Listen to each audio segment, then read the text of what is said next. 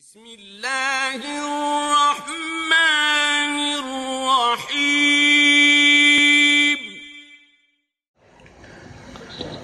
ان الحمد للہ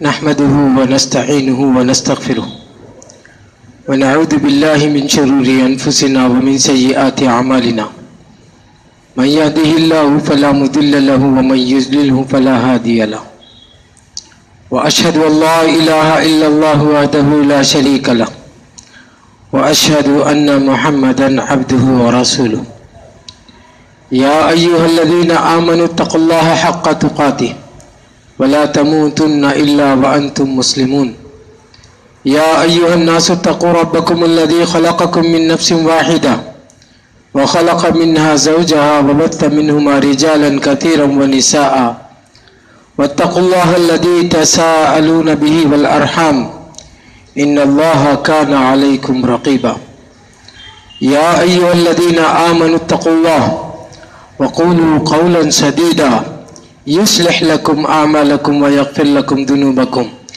ومن يطع الله ورسوله فقد فاز فوزا عظيما أما بعد فإن خير الحديث كتاب الله وخير الهدي هدي محمد صلى الله عليه وسلم وشر الأمور محدثاتها وكل محدثة بدعة وكل بدعة ضلالة وكل ضلالة في النار فأعوذ بالله السميع العليم من الشيطان الرجيم من همزه ونفخه ونفثه بسم الله الرحمن الرحيم قاف القرآن المجيد بل عجبوا أن جاءهم منذر منهم فقال الكافرون هذا شيء عجيب أإذا متنا وكنا ترابا ذلك رجع بعيد قد علمنا ما تنقص الأرض منهم وعندنا كتاب حفيظ بل كذبوا بالحق لما جاءهم فهم في أمر مريج وقال الله عز وجل أعوذ بالله من الشيطان الرجيم قل هو القادر على أن يبعث عليكم عذابا من فوقكم أو من تحت أرجلكم أو يلبسكم شيعا ويذيق بعضكم بأس بعض انظر كيف نصرف الآيات لعلهم يفقهون وقال الله عز وجل إنا أرسلنا نوحا إلى قومه أن أنذر قومك من قبل أن يأتيهم عذاب عليم محترم حاضرین جمعہ، ہم اور آپ کو یہ بات اچھی طریقے سے سمجھ میں آ جانا چاہیے کہ شرک کوئی چھوٹا گناہ نہیں ہے۔ جو قوم اللہ کے ساتھ کسی دوسرے کو شریک ٹھہراتی ہے اس کی آخرت تو برباد ہونے والی ہے۔ انہ من یشرک باللہ فقد حرم اللہ علیہ الجنہ۔ عیسیٰ علیہ السلام نے اپنے سماج سے کہا تھا کہ جو قوم اللہ کے ساتھ کسی دوسرے کو شریک ٹھہراتی ہے اللہ تبارک و تعالیٰ ان پر جنت کو حرام قرار دیا ہے، ان کی آخرت تو برباد ہوگی۔ دنیا میں بھی اللہ تبارک و تعالیٰ شرک کرنے والے سماج کے ساتھ الگ الگ قسم کے عذاب کی کارروائی کیا ہے۔ بعض قومیں ایسی ہیں جن کو اللہ تبارک و تعالیٰ مکمل صاف کر دیا۔ عرب بعیدہ کہتے ہیں، قوم عاد، قوم ثمود، یہ وہ قومیں ہیں جن کو اللہ تبارک و تعالیٰ نے زمین سے مکمل صاف کر دیا۔ یہ وہ قومیں ہیں جن کو اللہ تبارک و تعالیٰ نے زمین سے مکمل صاف کر دیا۔ اگر قرآن ان کے بارے میں بیان نہ کرتا تو لوگ ان کو بھول ہی جاتے۔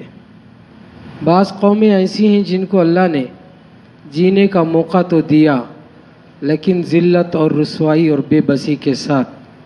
وَضُرِبَتْ عَلَيْهِمُ الذِّلَّةُ وَالْمَسْكَنَةُ وَبَاءُوا بِغَضَبٍ مِّنَ اللَّهِ، جیسے بنی اسرائیل ہیں کہ ان کو اللہ نے جینے کا موقع ضرور دیا لیکن ذلت، رسوائی اور بے بسی کے ساتھ ان کی زندگی گزرے گی۔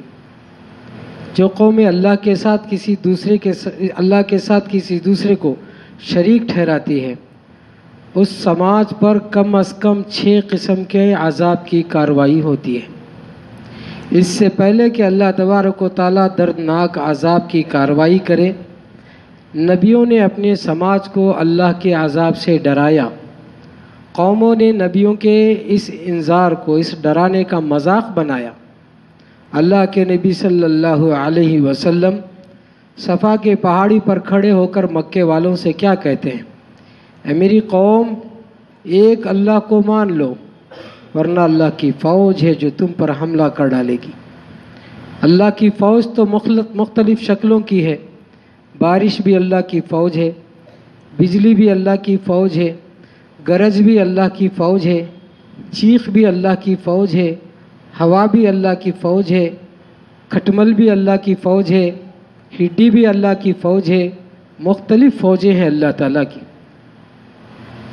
جو قوم اللہ کے ساتھ کسی دوسرے کو شریک ٹھہراتی ہے، اس سماج پر اللہ تبارک و تعالیٰ عذاب کی کارروائی کرتا ہے۔ اللہ نے اپنے نبی سے کہا کہ آپ اپنی قوم کو سمجھا دیجیے کہ اس اللہ کو یہ قدرت حاصل ہے کہ اوپر سے عذاب کو نازل کرے، یا قدموں تلے سے عذاب کو اٹھائے، یا مختلف ٹولیوں کی شکل میں بانٹ کر ایک دوسرے کا مزہ چکھا دے۔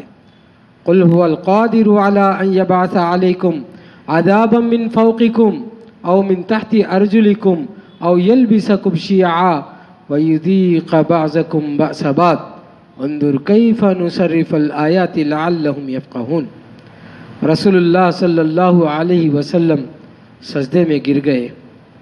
اللہ کے نبی صلی اللہ علیہ وسلم نے صحابہ سے کہا، سألت ربی ثلاثا فآتانی اثنتین ومنعنی واحدہ، سألت ربی اللہ یہلک امتی بالغرق۔ صحابہ سے رسول اللہ صلی اللہ علیہ وسلم نے کہا کہ میں نے رب سے 3 سوال کیے، جس میں سے 2 عطا کر دی گئی، 1 منع کر دی گئی۔ سب سے پہلے نبی نے جس مصیبت سے پناہ مانگی تھی وہ قحط ہے، بھوک مری ہے۔ قحط کا مطلب یہ نہیں ہے کہ برسات رک جائے تو ہی قحط ہو، بھوک مری آئے۔ فصلیں ہونے کے باوجود بھی لوگوں میں بھوک مری کا دور شروع ہو سکتا ہے۔ سب سے پہلے نبی کریم صلی اللہ علیہ وسلم نے جس مصیبت سے پناہ مانگی وہ قحط ہے، کیونکہ قحط ایک ایسا عذاب ہے جو نبیوں کی موجودگی میں آ چکا ہے۔ اشرف النسب یعقوب علیہ السلام جو خود نبی ہیں، ان کے بیٹے نبی، ان کے چچا نبی، ان کے والد نبی، ان کے دادا نبی، یہ سب ہونے کے باوجود جب قحط کی وبا چلی تو یعقوب علیہ السلام کو مجبور ہونا پڑا، اپنے بچوں کو بھیج دیے مصر کو کہ جاؤ کچھ لے کر آؤ ورنہ ہم فاقے میں ختم ہو جائیں گے۔ یہ ایسا عذاب ہے جو دعوتی کام کرنے کے موجودگی میں بھی ہو سکتا ہے۔ آپ اگر دعوت کا کام کر رہے ہوں تو بھی یہ پریشانیاں آ سکتی ہے۔ مکے والوں پر اللہ کے نبی صلی اللہ علیہ وسلم دعوتی کام کر رہے تھے، مکے والوں پر اللہ نے قحط کو بھیجا ہے۔ قحط کے اسباب میں سے کیا ہے؟ ایک سبب یہ ہے کہ جب اللہ کے نبی صلی اللہ علیہ وسلم اور اصحاب رسول کے ساتھ شعب ابی طالب کے گھاٹی میں ڈیٹینشن کی پالیسی بنائی گئی تو نبی کے بد دعا کی وجہ سے مکے والوں پر اللہ نے قحط کو بھیج دیا۔ جب یوسف علیہ السلام کو بغیر کسی جرم کے قید میں رکھا گیا تو مصر والوں پر اللہ تبارک و تعالیٰ نے قحط کے عذاب کو بھیج دیا۔ قحط معمولی عذاب نہیں ہے، بہت خطرناک عذاب ہے۔ اس سے پہلے کہ دردناک عذاب کی کارروائی ہو جائے، ہم مسلمانوں کی ذمہ داری ہے کہ اپنے سماج کو جائے اللہ کے عذاب سے ڈرائے۔ قحط کی 3 حالتیں ہوتی ہیں، یا تو برسات روک دیا جاتا ہے، جیسے نوح علیہ السلام اور مکے والوں کے ساتھ ہوا تھا کہ اللہ نے بارش روک دیا۔ جب بارش رک جائے تو فصلیں نہیں اگیں گی اور لوگ بھوک مری کی طرف بڑھ جائیں گے۔ ایک حالت قحط کی یہ ہے۔ دوسری قحط کی حالت یہ ہے کہ فصلیں موجود ہیں، غلہ موجود ہے، لیکن کھانے لائق نہیں تھی۔ جیسے فرعون کی جو فصلیں کھڑی تھی، بہت ایڈوانس ٹیکنالوجی کی بنیاد پر اس نے اسے اپنی فصلوں کو کھڑا کیا تھا۔ اللہ تبارک و تعالیٰ نے ٹڈی کے فوج کو بھیج دیا۔ سارے فصلیں موجود ہیں لیکن کھانے لائق نہیں ہے، سب کھانے والی چیزوں کو انہوں نے کچرا بنا دیا۔ قوم سبا کی فصلیں کھڑی تھیں، اللہ تبارک و تعالیٰ نے ڈیم کو حکم دیا کہ پھٹ جا، تو جو باغیچے تھے، جو پھل پھلاریاں تھیں، سب کیچڑ میں بدل گئیں۔ یا تو بارش کے رک جانے سے بھوک مری آتی ہے، یا غلے کے بے سود ہو جانے سے بھوک مری آتی ہے، یا وبائی بیماری سے بھوک مری آتی ہے۔ بہت سے مسلمانوں کو معلوم نہیں ہے کہ ہم جس دور سے گزر رہے ہیں اسی کو قحط کہا جاتا ہے۔ اس میں کیا ہوگا کہ ہماری جو گھریلو زندگی ہے وہ فاقے کی طرف بڑھے گی۔ شوق سے لوگ جو کھانے کے لیے بازار میں نکلتے تھے وہ سلسلہ رک جائے گا۔ شوق سے پکنے پکانے کا جو ماحول تھا وہ کم ہوتا چلا جائے گا۔ جو لوگ 3 وقت کھا رہے تھے 2 وقت کھانے پر مجبور ہو جائیں گے۔ جن لوگوں کے گھروں میں 2 وقت صرف پکتا تھا ان کے گھروں میں 1 وقت کھانے پر لوگ مجبور ہو جائیں گے۔ اس سے پہلے کہ دردناک سخت کارروائی اللہ کی ہو جائے، ہم مسلمانوں کی ذمہ داری ہے کہ سماج کو اللہ کے عذاب سے واقف کرائے۔ ایک اور بات سمجھا دوں، قحط اصل میں عذاب نہیں ہے، کسی بڑے عذاب کی دھمکی ہے۔ یہ بھی بہت سے لوگوں کو معلوم نہیں ہے۔ جب اللہ تبارک و تعالی نوح علیہ السلام کی قوم کو ڈبونا چاہا تو اس سے پہلے اللہ نے قحط کی کارروائی کی۔ اللہ کے نبی صلی اللہ علیہ وسلم کے دشمنوں کا صفایا بدر کے میدان میں چن چن کر بعد میں کر دیا گیا۔ اس سے پہلے اللہ تبارک و تعالیٰ نے قحط کی کارروائی کی۔ فرعون کے لشکر کا مکمل صفایا بعد میں کیا گیا، پہلے اس سماج پر اللہ نے قحط کی کارروائی کی۔ قحط کو معمولی نہ سمجھیں، کسی بڑے عذاب کی دھمکی ہے، اس سے پہلے کہ وہ دردناک عذاب آ جائے۔ ہم مسلمانوں کی ذمہ داری ہے کہ اپنے اطراف بسے ہوئے سماج کو شرک سے روکے۔ صرف توحید کی بات کر دینا، پھر آخرت کی بات کر دینا، اس سے دعوت مکمل نہیں ہوتا ہے۔ آپ کو یہ بھی بتانا پڑے گا کہ آپ یوں ہی اللہ کے ساتھ شرک کرتے رہیں گے تو آپ کے گھروں میں فاقے کی حالتیں آ جائیں گی اور دنیا میں اللہ عذاب کی کارروائی کرے گا۔ دوسرا عذاب جو شرک کرنے والے سماج پر آتا ہے کہ وہ اللہ تبارک و تعالیٰ سماج کو ڈبو دیتا ہے۔ اللہ کے نبی صلی اللہ علیہ وسلم نے اسے پناہ مانگی، وَسَأَلْتُ رَبِّي أَلَّا يُهْلِكَ أُمَّتِي بِالْغَرْقِ، کہ اے اللہ میری امت کو ڈبو کر ختم نہ کر دینا۔ قوم فرعون کو، قوم سبا کو اللہ تبارک و تعالیٰ نے شرک کی وجہ سے ڈبو دیا، اور ڈبوئے جانے والا عذاب کوئی ضروری نہیں کہ آپ سمندر یا ندی کے کنارے رہے۔ 2010 میں کرنول کے آبادی میں پانی گھس گیا۔ 2012 میں راجستھان کے ریگستان میں سیلاب آ گیا۔ ریگستان میں بھی کہیں سیلاب آتا ہے؟ اس کی شکل کیا تھی؟ اوپر سے ریگستان میں مٹی کے علاقے میں بارش تو ہوتی ہی تھی، زمین سے بھی پانی ابلتا تھا۔ 2018 میں کیرلا کے پہاڑی علاقے میں سیلاب آ گیا۔ اس کی شکل کیا تھی؟ آدھے گھنٹے کی بارش ہوتی 6 فٹ پانی کھڑا ہو جاتا، پھر آدھے گھنٹے کا وقفہ، پھر آدھے گھنٹے کی بارش ہوتی، پھر 6 فٹ پانی کھڑا ہو جاتا، پھر آدھے گھنٹے کا وقفہ، پھر آدھے گھنٹے کی بارش ہوتی، پھر 6 فٹ پانی کھڑا ہو جاتا، پھر آدھے گھنٹے کا وقفہ۔ کروڑوں میں جینے والے لوگ روڈوں پر آ گئے۔ جو لوگ ایک وقت میں ایک ڈریس پہن کر دوسرے وقت میں دوسرا ڈریس پہنتے تھے، ان کو دوسرے دن پہننے کے لیے کپڑے نہیں تھے، وہ بھیک مانگ کر کپڑے پہننے پر مجبور ہو گئے۔ جن کے گھروں میں ہزاروں لوگ ہمیشہ دسترخوان میں رہا کرتے تھے، ان کے بچے اور بیوی کو کھلانے کے لیے ایک وقت کا کھانا تک میسر نہیں تھا، لوگ تھالیاں لے کر کھڑے ہو گئے۔ اللہ تعالی ہم سب کی حفاظت فرمائے۔ کیا یہ کارروائی ان علاقوں میں نہیں ہو سکتے؟ ہم شرک کو نظر انداز کر رہے ہیں، کیا یہ عذاب کی کارروائی ہمارے علاقے میں نہیں ہو سکتی؟ اس سے پہلے کہ اللہ تعالیٰ سخت کارروائی کر لے، اللہ کے نبی نوح علیہ السلام نے اپنی قوم کو ڈرایا۔ انا ارسلنا نوحا الی قومہ ان انذر قومک من قبل ان یاتیہم عذاب علیم۔ ہم نے نوح کو رسول بنا کر بھیجا ان کی قوم کی طرف کہ جاؤ تم اپنی قوم کو ڈرا دو اس سے پہلے کہ ان پر دردناک عذاب آ جائے۔ تیسرا عذاب جو شرک کرنے والے سماج پر آتا ہے کہ ان کی اکانومی گر جائے گی۔ ومن اعرض عن ذکری فإن له معیشۃ ضنکا۔ اللہ کے نبی صلی اللہ علیہ وسلم نے جو تعلیمات دی تھی اس میں یہ بات تھی کہ جو لوگ اللہ کے ساتھ کسی دوسرے کو شریک ٹھہرائیں گے ان کی مالی حالت گر جائے گی۔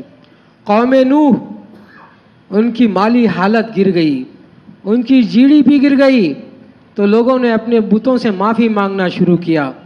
تو نوح علیہ السلام نے اپنی قوم سے کہا کہ ان بتوں سے معافی نہ مانگو بلکہ اللہ سے معافی مانگو، وہ تمہارے مالی بحران کو ختم کرے گا۔ فَقُلْتُ اسْتَغْفِرُوا رَبَّكُمْ إِنَّهُ كَانَ غَفَّارًا يُرْسِلِ السَّمَاءَ عَلَيْكُمْ مِدْرَارًا وَيُمْدِدْكُمْ بِأَمْوَالٍ وَبَنِينَ۔ جو مالی بحران ہمارے ملک میں چل رہا ہے، جو کاروبار ٹھپ پڑا ہے، اس کا کہیں نہ کہیں شرک سے اس کا تعلق ہے۔ لوگ سمجھتے ہیں کہ پارٹیاں بدل جانے سے مسائل حل ہو جائیں گے، یہ شرک کا مسئلہ ہے، پارٹیوں کا مسئلہ نہیں ہے۔ اس پر اگر ہم سنجیدہ کوشش نہ کریں تو ہمارے گھروں میں بھی یہ فاقے داخل ہوں گے۔ چوتھا عذاب جو شرک کرنے والے سماج پر آتا ہے وہ یہ ہے کہ ان کے نسلوں کا خاتمہ ہو جائے گا، ان کے گھروں میں لڑکے پیدا ہونے کے سلسلے رک جائیں گے، اور خاندان چلتا ہے لڑکوں سے، لڑکے ہی پیدا ہونے کا سلسلہ رک جائے گا۔ نوح علیہ السلام کی قوم کے ساتھ یہ مصیبت تھا، یہ مصیبت تھی کہ ان کے گھروں میں لڑکے پیدا ہونے کا سلسلہ رک گیا، تو بھی جا کر بتوں سے معافی مانگنے لگے۔ تو بھی نوح علیہ السلام نے اپنی قوم سے یہی کہا فَقُلْتُ اسْتَغْفِرُوا رَبَّكُمْ إِنَّهُ كَانَ غَفَّارًا يُرْسِلِ السَّمَاءَ عَلَيْكُمْ مِدْرَارًا وَيُمْدِدْكُمْ بِأَمْوَالٍ وَبَنِينَ۔ قیامت کی نشانی میں ہے کہ ایک مرد کے ماتحت 50 عورتیں آ جائیں گی، یعنی کمانے والا ایک ہوگا اور کھانے والے 50 عورتیں ہوں گی۔ آج کی ماحول میں اگر کمانے والا ایک ہو اور کھانے والے 10 ہو جائے تو آدمی حلال اور حرام کی تمیز چھوڑ دیتا ہے۔ کتنی بڑی مصیبت اس قوم پر آنے والی ہے شرک کی وجہ سے، ہم دائی سماج کو اس کا احساس ہونا چاہیے۔ اگر یہی حال چلتا رہا اور شرک کی وجہ سے ان کے گھروں میں فاقے گھس گئے اور کھانے پینے کا انتظام وہ لوگ نہیں کر سکے تو وہ دن دور نہیں کہ ان کے گھروں میں خودکشی کے واقعات بڑھ جائیں۔ یا لا حول ولا قوت الا باللہ، اپنے پیٹ کو اور بچوں کو بچانے کے لیے ان کی عورتیں گندے کاروبار میں نہ لگ جائیں۔ اللہ تعالی ہم سب کی حفاظت فرمائے۔ بہت مصیبت کی گھڑیاں آنے والی ہے، جو نبیوں نے سمجھا ہے اس کو ایک مسلمان سمجھنا ہے۔ شرک کوئی ایشو صرف نہیں ہے، شرک کے ساتھ ہونے والے جو ایشوز ہیں وہ بہت بڑے اور بھیانک ہیں۔ چھٹا عذاب جو شرک کرنے والے سماج پر آتا ہے وہ ہے بے حیائی کا عذاب۔ الشیطان یعدکم الفقر ویأمرکم بالفحشاء۔ یہ شیطان جب لوگ اس کی پوجا کریں گے، اس کی پرستش کریں گے، تو شیطان انسان کو کون سا سبق پڑھائے گا؟ وہ بے حیائی کا سبق پڑھائے گا۔ یعنی قوم جس چیز کی پوجا کر رہی ہے وہ چیز ان کو بے حیائی کا سبق سکھائے گا۔ ان کے گھروں میں جو بچیاں ہیں بن ٹھن کر ادننگی گلیوں میں گھومنے لگے گی، جن پر سیٹیاں بجائی جائیں گی اور تالیاں پیٹی جائیں گی۔ اور ہمارے دیش میں تو ذات پات کا مسئلہ اتنا گھنونا ہے کہ اونچی ذات والا اگر چھیڑ دیا تو کوئی جرم نہیں، چھوٹی ذات والا کر دیا تو بڑے مسائل پیدا ہوتے ہیں۔ جرم جرم ہوتا ہے، چاہے اونچی ذات والے کرے یا نچلی ذات والے کرے، گناہ گناہ ہوتا ہے۔ جو قوم اللہ کے ساتھ شرک کرتی ہے ان کی بچیاں ادننگی بازار میں گھومیں گی۔ کیا عزت، کیا خاندان، کیا نام نمود، کیا رتبہ، کیا تاریخی واقعات، سب ملیا میٹ ہونے والے ہیں۔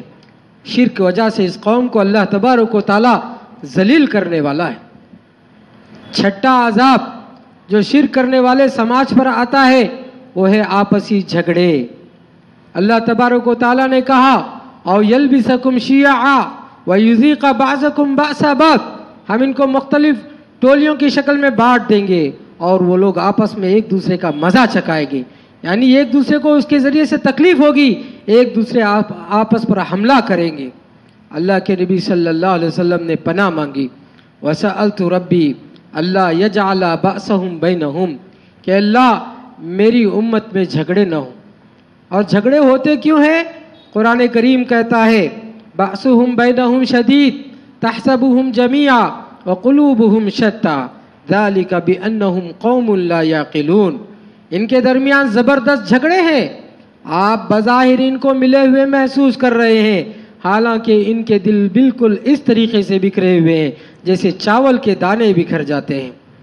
ذَلِكَ بِأَنَّهُمْ قَوْمٌ لَا يَعْقِلُونَ، اس لیے کہ اس قوم کو عقل نہیں ہے۔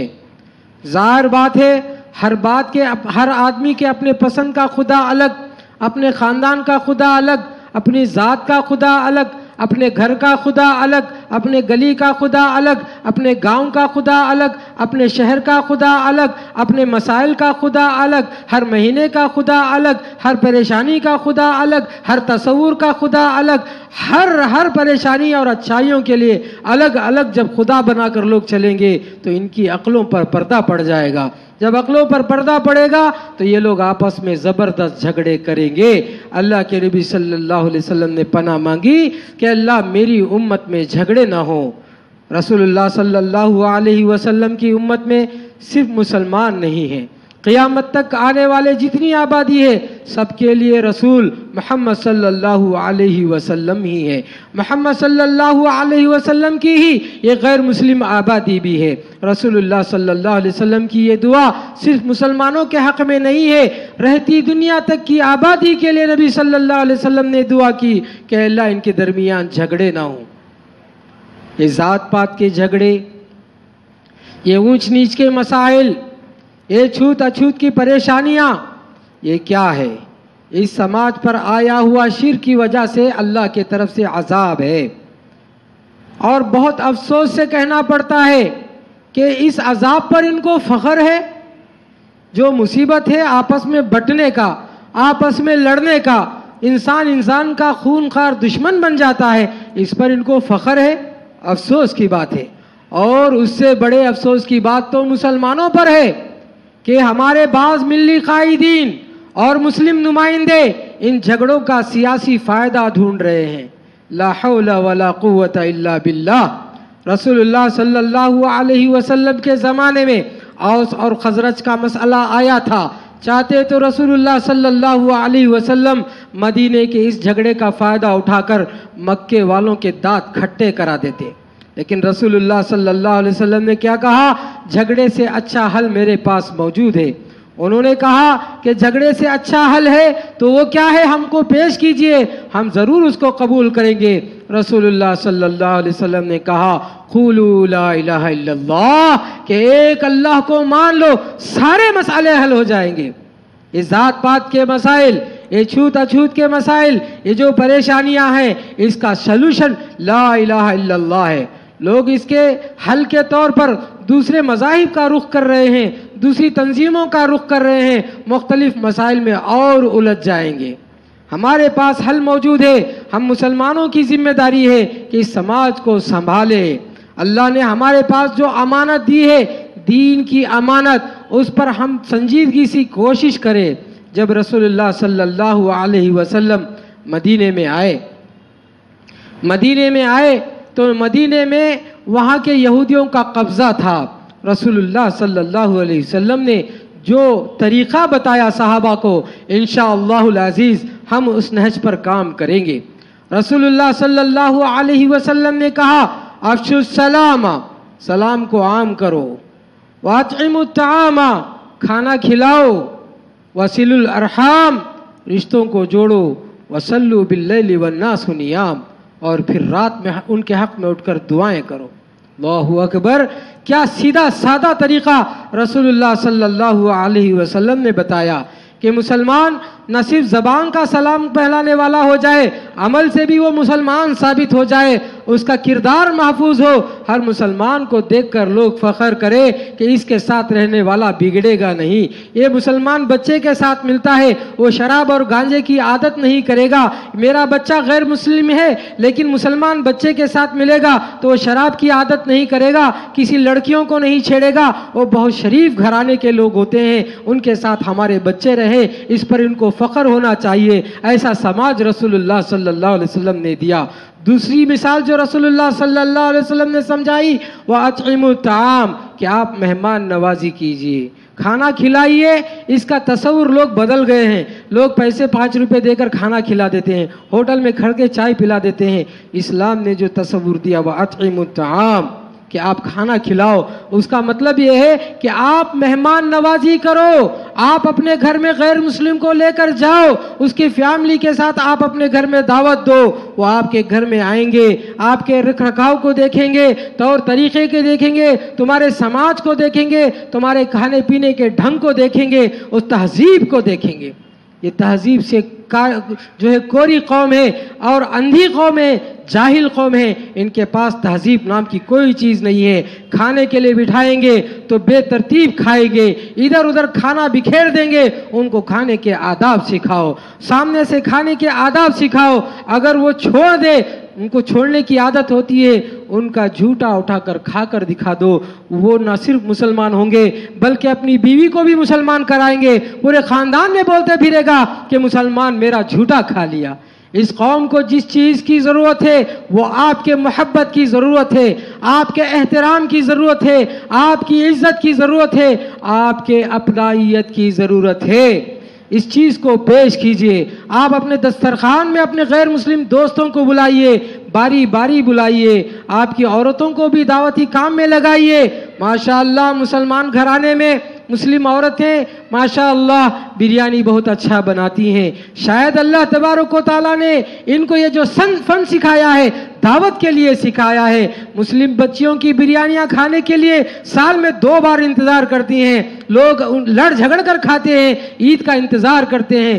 ظاہر بات ہے ہماری بچیاں جب بریانی پکائیں گی تو بسم اللہ بسم اللہ بول کر پکائیں گی، دال ڈالیں گی تو بسم اللہ بولیں گی، چاول ڈالیں گی تو بسم اللہ بولیں گی، دسترخوان بچھائیں گی تو بسم اللہ بولیں گی۔ اے بسم اللہ کی برکت ہوٹل میں تو ملنے والی ہے نہیں، اس کا مزہ تو الگ رہے گا، وہ چاہے آپ بڑے بڑے ہوٹل میں لے جا کر کھلا دیجئے، وہ ٹیسٹ نہیں ملنے والا جو ہمارے مسلم بچیاں پکاتی ہیں۔ اس فن کو دعوت کے لیے لگائیے، دعوت کے لیے لگائیے۔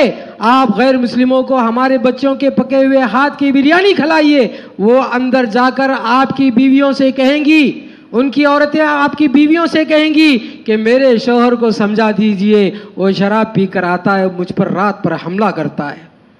یہ مرد کہے گا میری بیوی کو سمجھا دیجئے، وہ بے پردہ ہوتی ہے، مجھے جن لوگوں سے پسند نہیں ہے ان لوگوں سے باتیں کرتی ہے۔ یہ ان کے مسائل ہیں، یہ ان کے مسائل ہیں، کب تک ہم آپ کو ان مسائل کو نظر انداز کریں گے؟ وَصِلُوا الْأَرْحَامَ، رسول اللہ صلی اللہ علیہ وسلم نے کہا کہ کھانا بھی کھلاؤ اور ان کے فیملی مسائل کو حل کرو، ان کے پریشانیوں کو دور کرنے کی کوشش کرو۔ نبی نے یہ نہج صحابہ کو سکھایا۔ جب نبی کے صحابہ اس نہج پر کام شروع کیے تو پورے مدینے پورے عالم عرب کا نقشہ بدل گیا۔ اس سنت پر ہمیں عمل کرنے کی اللہ تعالیٰ توفیق نصیب فرمائے۔ رسول اللہ صلی اللہ علیہ وسلم کے دعوت کے طریقے سے میں ایک طریقہ یہ تھا کہ آپ رسول اللہ صلی اللہ علیہ وسلم اپنے گھر میں غیر مسلموں کو بلاتے تھے، دودھ پلاتے تھے۔ آپ کھجور کھلائیے، دودھ پلائیے، مہنگے سے مہنگا نہ صحیح، سستے سے سستا مہمان نوازی کا ماحول بنائیے۔ رسول اللہ صلی اللہ علیہ وسلم نبی بننے سے پہلے بھی مہمان نواز تھے، نبی بننے کے بعد بھی مہمان نواز تھے۔ صحابہ کو جس نہج پر تیار کیا وہ سارے صحابہ بڑے مہمان نواز تھے۔ رسول اللہ صلی اللہ علیہ وسلم کے جلیل القدر صحابی ابو بکر صدیق رضی اللہ عنہ وہ بھی بڑے مہمان نواز تھے۔ مہمان نوازی کا مطلب یہ ہے کہ آپ جو رتبہ اپنے رشتہ داروں کو دیتے ہیں، جو آپ کے دوستوں کو دیتے ہیں، وہی رتبے کے ساتھ آپ کسی غیر مسلم کا استقبال کرے۔ یہ قوم اسی کی بھوکی ہے، یہ قوم اسی چیز کی بھوکی ہے۔ ایک گجرات کا ایک सुप्रीम कोर्ट का जज इस्लाम कबूल किया। इस्लाम कबूल किया तो उसने कहा मैं 8 साल तक बुद्ध मजहब में प्रैक्टिस किया, लेकिन मुझे वो मोहब्बत वहाँ नहीं मिली जिस मोहब्बत का मुझे इंतज़ार था। SC/ST का था, सुप्रीम कोर्ट का जज, एक्स साबिका जज। अब वो 8 साल तक बुद्ध मजहब में था, लेकिन उसको मोहब्बत और अपनाइयत नहीं मिली। अब उसने जिस चीज़ की उसको तलाश थी वो अपनाइयत की थी, इंसानी मोहब्बत की थी, इज़्ज़त व एहतराम की थी। उसने एक मुसलमान से छेड़ कर देखा और ये बस इतना कहा कि मुझे मुसलमान होना है। बस किसी मुसलमान से कोई गैर मुस्लिम ये कह दे तो वो बाद में सोएगा, पहले इस मसले को हल करने की कोशिश करेंगे। इतनी मोहब्बत और इतनी जो है जानकारी तो मुसलमान को है। अब ये दौड़ने लगा तो मुझे इसको लग गया कि ये लोग हमें अपनाने के लिए तैयार है। फिर उसने 4 साल तक इस्लाम का मुताला किया।